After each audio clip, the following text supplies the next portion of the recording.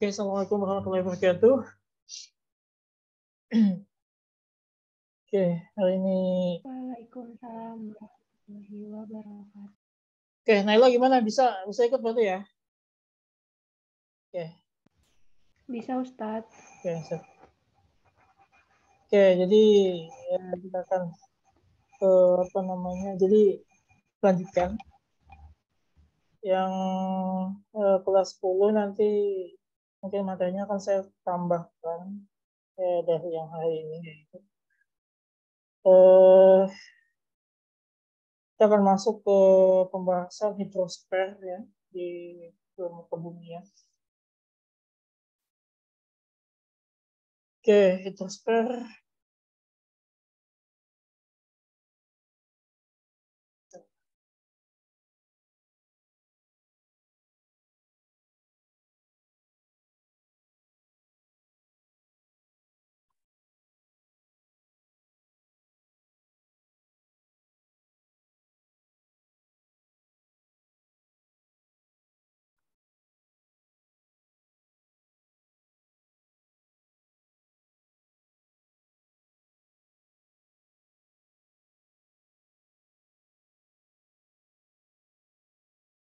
Oke, hidrosfer ini berkaitan dengan air ya. Jadi ada namanya siklus pendek air, nanti siklus panjang, sedang dan menengah. Pendek, sedang dan menengah ya. Kemudian dan panjang juga nanti ya. Kemudian dia akan ada namanya debit, sumber air dan kecepatan dan energi pada aliran sungai. Kemudian terjadinya banjir, kemudian faktor-faktor perubahan air danau, polusi air permukaan dan aktivitas samudra. Oke, di pendahuluan hidrosfer, nah di lapisan bumi kan salah satunya yang paling utama ya, itu adalah hidrosfer. Hidrosfer ini apa? Hidrosfer ini adalah lapisan air yang ada di permukaan bumi ya, lapisan air yang ada di permukaan bumi. Jadi dia termasuk lapisan air ya. Kata hidrosfer berasal dari kata hidros yang arti air dan sfera yang berarti lapisan. Ya. Kemudian hidrosfer di permukaan bumi meliputi danau, sungai, laut, lautan, salju, dan gletser. Air tanah dan uap air yang terdapat di lapisan udara. Berdasarkan proses berjalannya, siklus hidrosfer dapat dibedakan menjadi 3 jenis. Yang pertama, nah ini siklus air sebenarnya ya. Saya akan mulai dari siklus air dulu. Ada siklus pendek, sedang, dan besar ya. Jadi ada 3 siklus. Yang pertama siklus pendek. Air laut menguap menjadi gas, kemudian berkondensasi menjadi awan dan hujan yang jatuh ke laut. Jadi ini proses siklus air. Pertama, air di laut, di sungai, di laut, di mana-mana ya. Di kolam misalnya itu nanti mengalami penguapan. Jadi terkena sinar matahari, sini sinar matahari, kemudian air yang ada di bumi ya itu akan menguap ke atas. Nah, ketika dia menguap, maka dia berkumpul menjadi awan. Ya, pada awan seperti itu. Kemudian ketika dia sudah berkumpul menjadi awan, awan seperti ini, yang kemudian awan ini kan pada awalnya dia bersifat panas ya ketika dia menguap ya. Kemudian ketika ada angin, nah, dia mengalami pendinginan atau kondensasi. Atau pendinginan. Ini kondensasi ini pendinginan ya, kondensasi ya. Nah, setelah awannya itu terkondensasi, maka jatuhlah berupa titik-titik air. Ini siklus pendek ya. Nah, siklus menengah, air laut menguap menjadi gas, ya kan? Prosesnya saja ya. Air laut menguap menjadi gas, kemudian mengkondensasi dan dibawa angin ya. Nah, saya katakan tadi. Kemudian membentuk awan di atas daratan, jatuh sebagai hujan lalu meresap ke tanah, masuk ke sungai dan ke laut lagi. Nah, kalau yang ini tadi saya katakan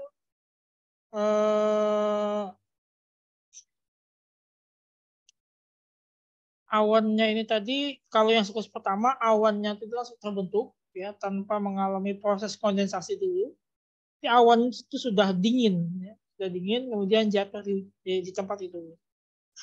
Makanya kita mengenal sebagai hujan lokal, kadang-kadang ya. Hujan lokal. Jadi hujan lokal itu penguapannya di situ, kemudian langsung turunnya di situ juga. Namanya siklus pendek. Nah, kalau siklus sedang yang saya katakan tadi, siklus sedang ya, dia menguap, kemudian membentuk namanya awan, kemudian awan itu terkondensasi, kemudian dibawa oleh angin, kemudian angin itu akan ya mengkondensasi awan tadi ya. Kemudian di awan tadi karena dia sudah mengalami kondensasi, maka jatuh berupa partikel hujan.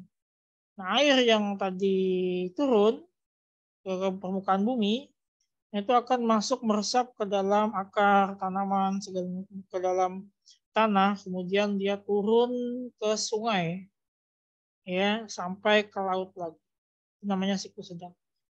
Sedangkan siklus besar, air laut menguap menjadi gas, kemudian membentuk kristal-kristal es di atas laut.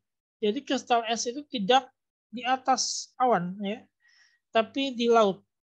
Mulai terbentuknya di laut, di atas laut, kemudian dibawa angin ke daratan atau pegunungan dan jatuh sebagai salju membentuk gletser. Masuk ke sungai lalu turun kembali. Jadi tidak ke awan, tidak sepanjang ini. Jadi siklus panjang ini nanti berubahnya bukan jadi si awan, tapi dia berubahnya menjadi gletser. Nah, gletser sudah saya jelaskan ke Naila kemarin ya, di litosfer. Gletser itu kan berasal daripada air ya yang mengalami sedimentasi. Ya, ada kalanya gletser itu dia batuan yang tersedimentasi karena suhu yang sangat ekstrim. Nah, misalnya suhu dingin, itu gletser. Ya.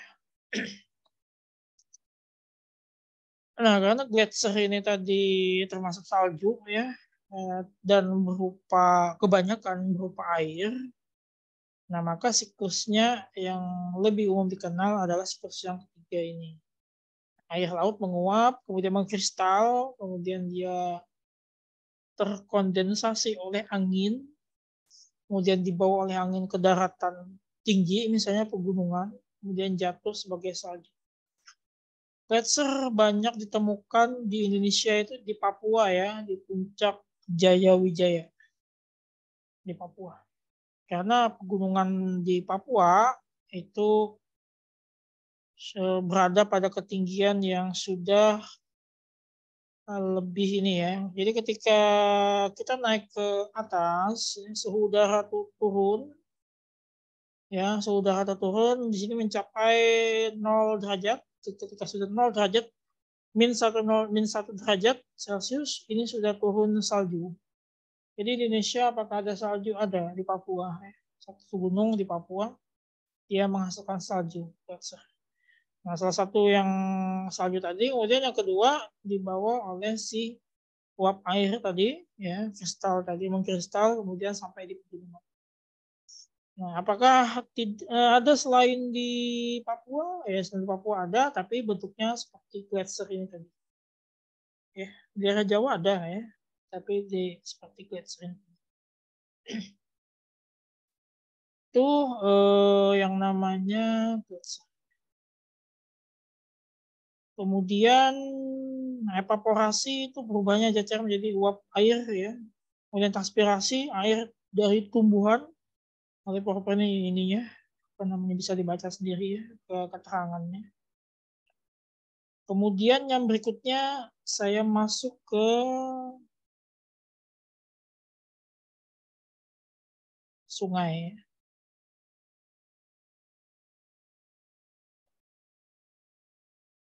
Sungai adalah bagian permukaan bumi yang letaknya lebih rendah dari tanah. Nah, jadi sungai ini salah satu bagian daripada hidrologi. Ya, lebih rendah dari tanah di sekitarnya dan menjadi tempat mengalirnya air tawar menuju laut, danau, rawa, atau sungai-sungai lainnya. Ya, jadi dia muara daripada aktivitas daur hidrologi. Salah satu muara. Tapi muara yang paling ujung lagi adalah laut. Ya, jadi ketika si apa namanya air dari hujan tadi turun meresap ke tanaman, kemudian dia turunnya pasti ke sungai. Sungai juga. Nah, dari danau, kemudian dia turunnya ke sungai. Kemudian dari rawa turunnya ke sungai juga. Nah, air yang mengalir lewat sungai bisa berasal dari air hujan, bisa berasal dari mata air, atau bisa juga berasal dari es yang mengalir atau gletser. Air mengalir bisa ke laut, danau, rawa, di sungai lain, atau bisa juga ke sawah-sawah. Ada bermacam-macam jenis sungai. Yang pertama sungai hujan.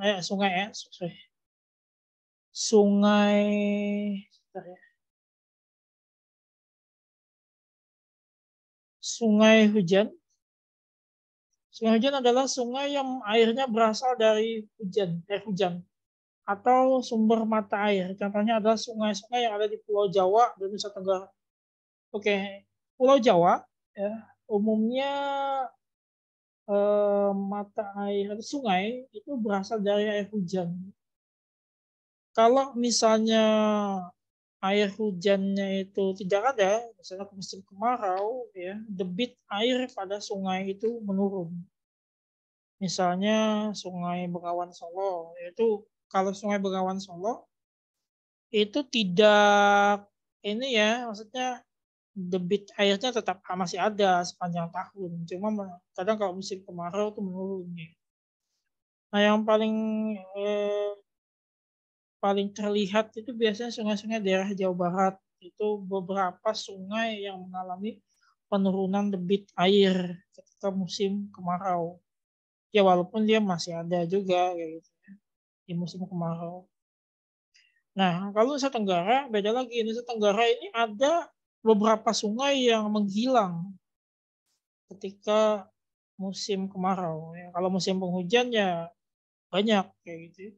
Ketika musim kemarau dia kering dan menghilang sungainya, tidak ada sungai.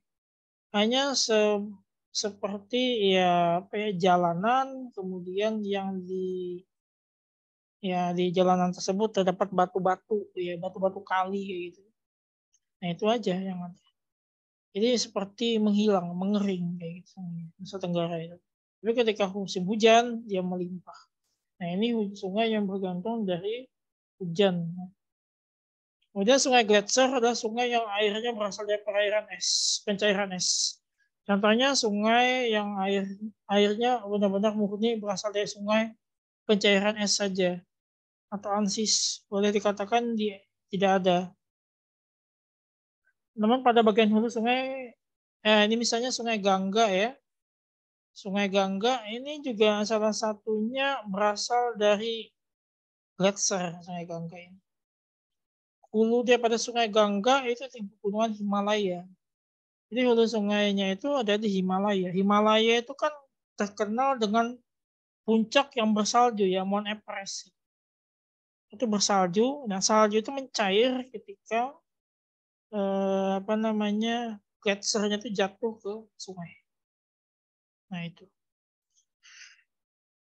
Kemudian Sungai Pein di Jerman juga sama, pegunungan Alpen, dan sungai apa ya?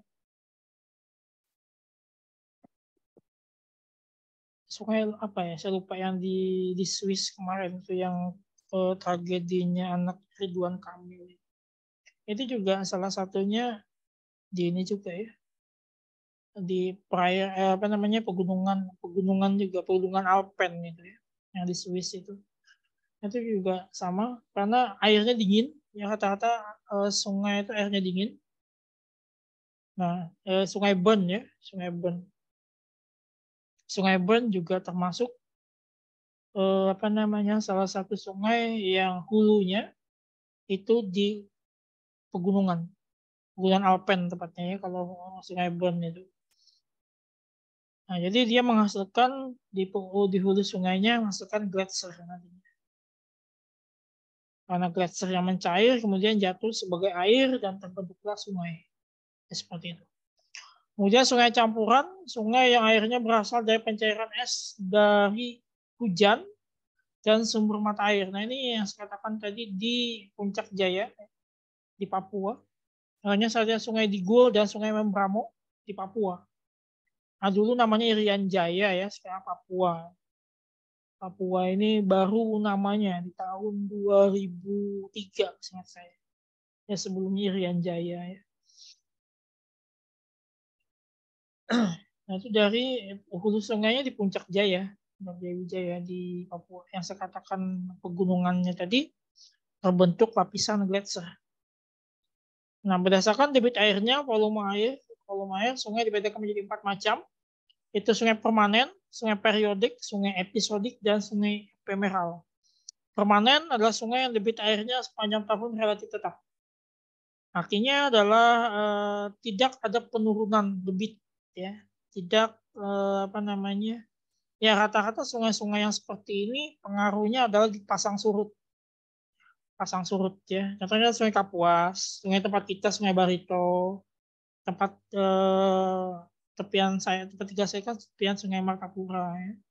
Perbatasan antara Sungai Barito dan Sungai Martapura. Jadi sisi satunya itu Sungai Barito, sisi satunya Sungai Martapura. Pertemuan dua sungai di daerah kampung saya tinggal di Banjarmasin.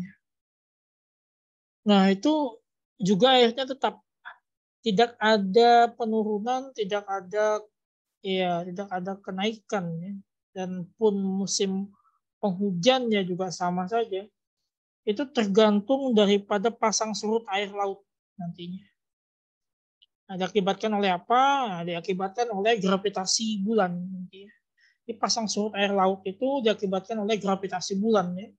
Ini pengaruhnya bulan dan ini bumi ya. Nah, jadi kalau semakin dekat posisi bulan nah, di dalam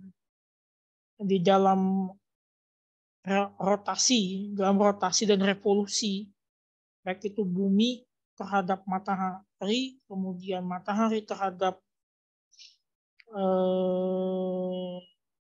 bumi terhadap matahari, kemudian bulan terhadap bumi, itu ada yang namanya rotasi dan revolusi.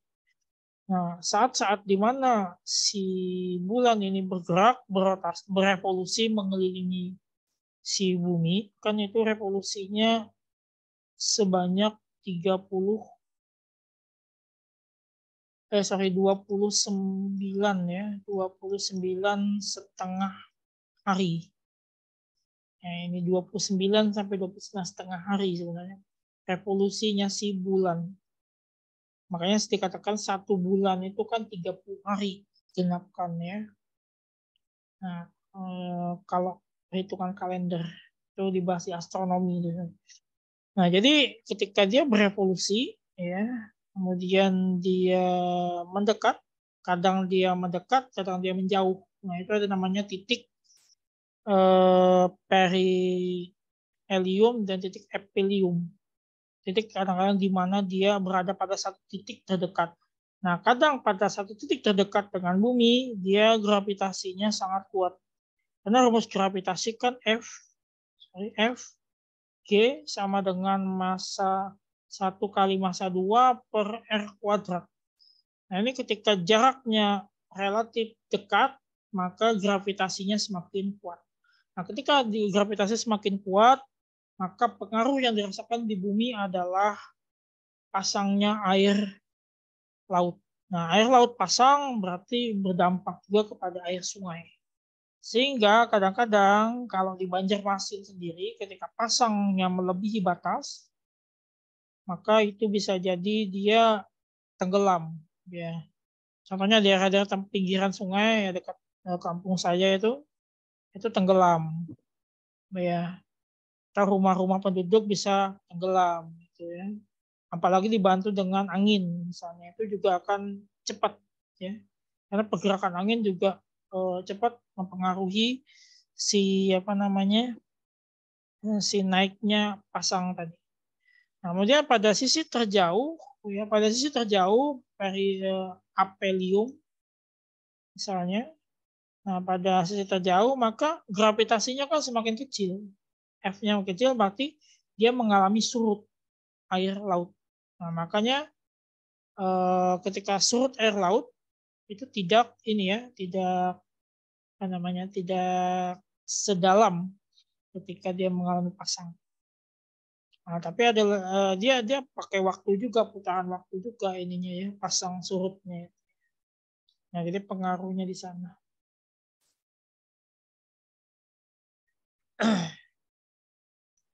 Nah, kemudian jenis sungai tadi ada Sungai Kapuas, Kahayan, Barito, Mahakam, Sungai Musi. Sungai Musi ini di Palembang ya. Nah, kalau si Naila kasih tahu ya, Musi.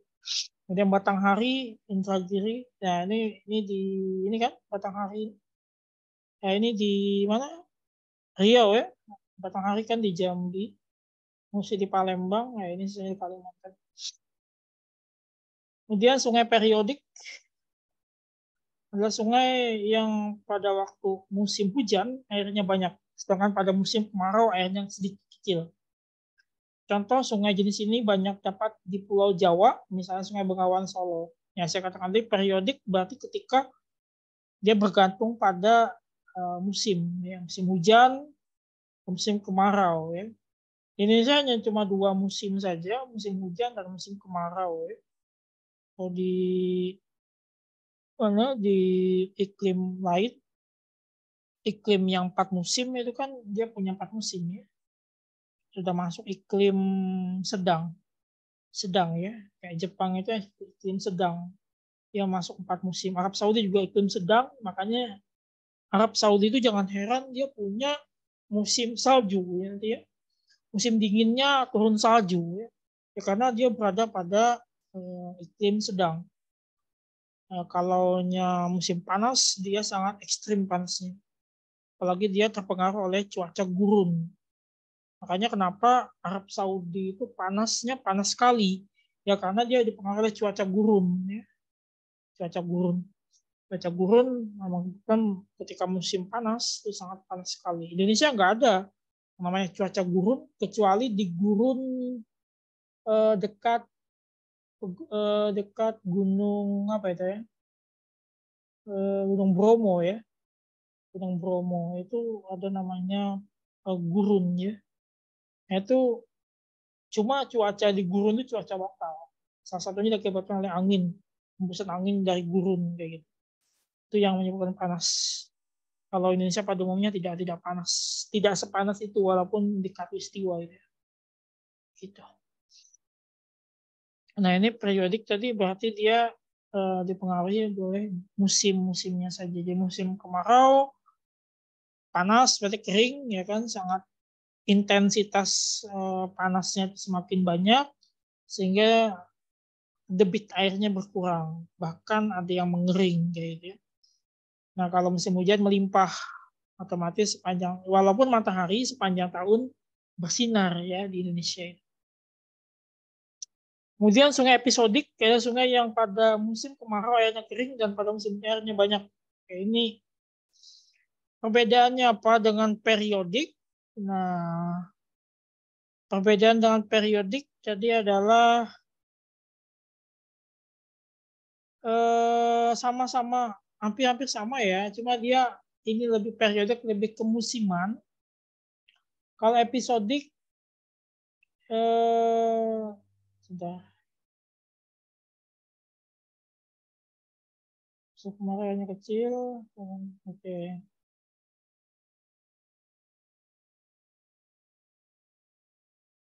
Kalau episodik sangat apa namanya ya, kemaraunya itu lebih intens banget ya, sangat-sangat besar. Jadi dia sampai mengeringkan air. Kalau periodik tidak. Periodik itu kemarau yang mungkin tidak terlalu lama ya. Masih dia bisa ya walaupun dia kemaraunya lama, tapi masih ada cadangan air daripada mungkin dari akar tanaman, kemudian mungkin dari bebatuan, sehingga tidak sepenuhnya kering, tapi masih ada sungai yang kecil lah kayak gitu. Itu periodik. Kalau episodik sangat-sangat kering. Bahkan di musim kemarau tidak ada airnya sama sekali. Itu yang namanya episodik ya. Nah, ini di Pulau Sumba ya. Ini kering. Nah, kalau di daerah Jawa tadi kan masih ada sungainya, ada airnya, cuma debitnya saja yang menurun. Apa namanya periode. Itu bedanya. Nah, kemudian sungai ephemeral, sungai yang ada airnya hanya pada saat musim hujan saja. Pada hakikatnya, sungai jenis ini bersama dengan episodik. Hanya saja pada musim hujan, sungai jenis ini airnya belum tentu banyak. Kalau ini banyak episodik, kalau ini nggak tentu banyak. Bisa jadi sedikit. Ya walaupun dia musim hujan kayak gitu. Mungkin karena terserap oleh bebatuan dan lain-lainnya. Nah, kemudian aliran air di atas permukaan tanah. Aliran di atas permukaan tanah melintangi daerah tebing mungkin tidak tampak bagi pengamat biasa, karena aliran yang dimaksud adalah pada daerah lereng-lereng yang berhutan lebat, yang banyak terdapat pembusukan daun, cabang-cabang pohon, jatuh, serta batang-batang tumbuhan yang lapuk. Aliran yang melalui tanah mungkin melewati lapisan-lapisan ini. Aliran yang melalui tanah diukur dalam inci atau sentimeter. Oke, nanti 10 menit lagi akan tertutup. Nanti silakan masuk lagi ya, karena saya pakai basic bukan yang premium Zoom-nya. Jadi nanti silakan masuk lagi. Kita sampai jam 3. Kita pasang sampai jam 3 saja. Kemudian aliran yang melalui tanah diukur dalam inci atau sentimeter air per jam. Nah, jadi aliran di atas permukaan tanah ini nanti misalnya gini ya, aliran di atas permukaan tanah kan berarti lebih ke seperti selokan, ya, sungai, salah satunya juga. Karena kan sungai itu kan di bawahnya juga tanah ya, litosfer. Kemudian dia mengalir di atasnya air. Namanya aliran di atas permukaan tanah. Nah, kalau aliran di dalam permukaan tanah itu biasanya di dalam batuan ya. Di dalam batuan, kemudian di dalam akar tanaman, di dalam lapisan tanah. Nah, tapi kalau dari permukaan berarti termasuk sungai, termasuk aliran di atas permukaan. Nah, jadi rumusnya adalah cepat aliran di atas permukaan tanah sama dengan P atau intensitas pengendapan dikurang kecepatan penyerapan. Ini rumusnya ya. R0 sama dengan P dikurang I. Jadi kecepatan aliran airnya, intensitas pengendapan, kemudian dikurang kecepatan penyerapannya. Jadi penyerapan ke dalam tanah juga ada ya. Makanya itu namanya kecepatan penyerapan. Ya, ketika dia melewati tanah. Sama misalnya kita menyiram tanaman, otomatis kan ada yang masuk ke dalam tanah airnya ya. Tidak semuanya ya tergenang kayak gitu. Nah, seperti itu. Contohnya adalah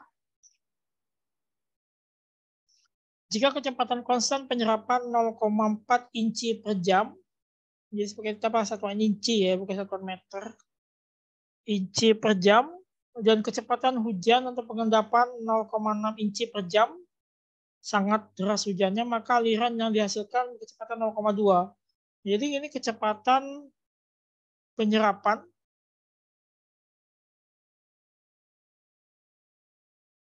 ya, ini kecepatan penyerapan tadi, kemudian ini kecepatan pengendapan atau laju pengendapan 0,6, jadi P0 tadi kan, P0 sama dengan pengendapan pengendapan P dikurang I, pengendapan kurang I, P-nya ini P ya, ini P pengendapan, ini I, penyerapan, berarti P kurang I. P-nya 0,6 ya betul, kurang 0,4 sama dengan 0,2 inci per jam. Ya. Itu tuh salah satu contoh soal yang berkaitan dengan air di permukaan tanah.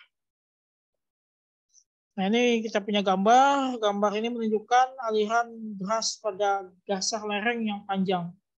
Di mana panjang ya, panjang. Di mana aliran atas permukaan tanah yang terakumulasi berubah menjadi sungai.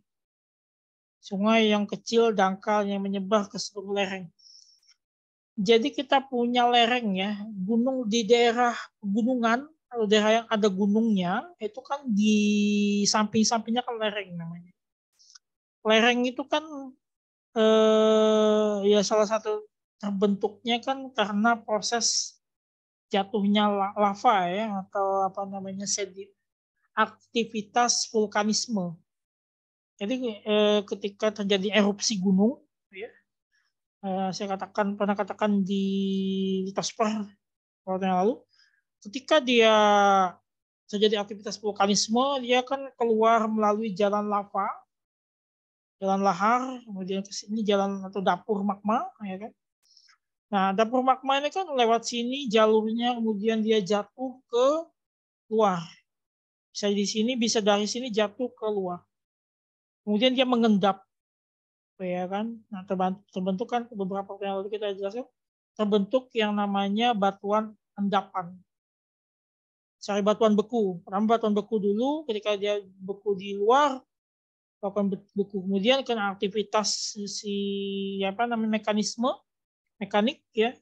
Kemudian jatuh, dia kemudian mengendap di sini, di lereng. Namanya batuan endapan. Nah, ini kan terbentuk jalan di sini ya.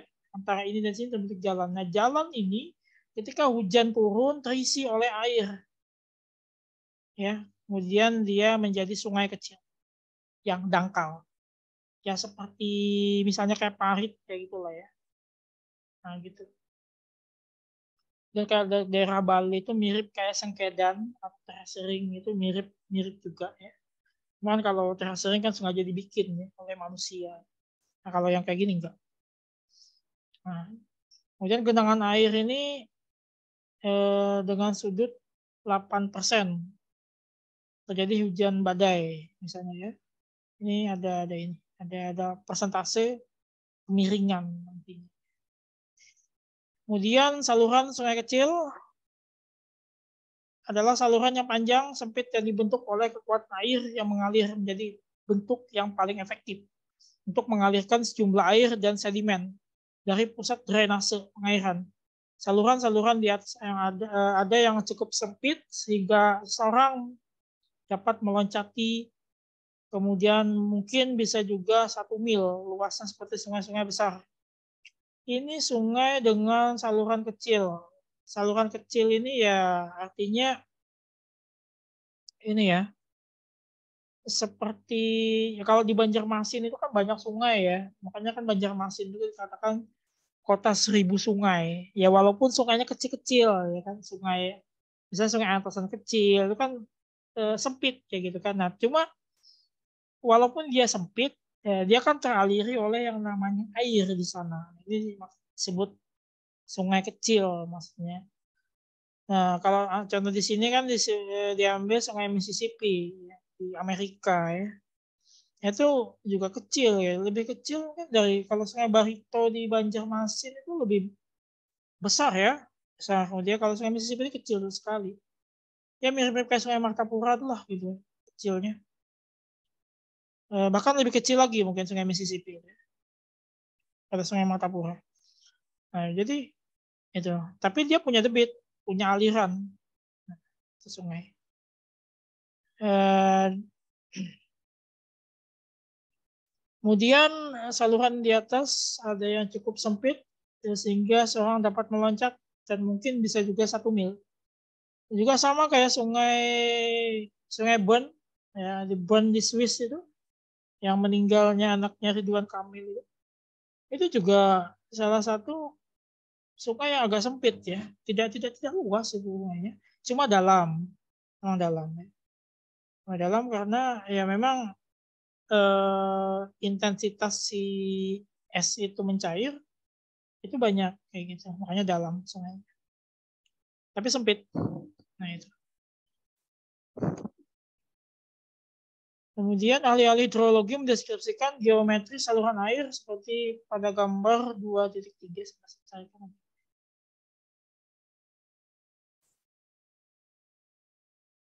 ke bawah ya.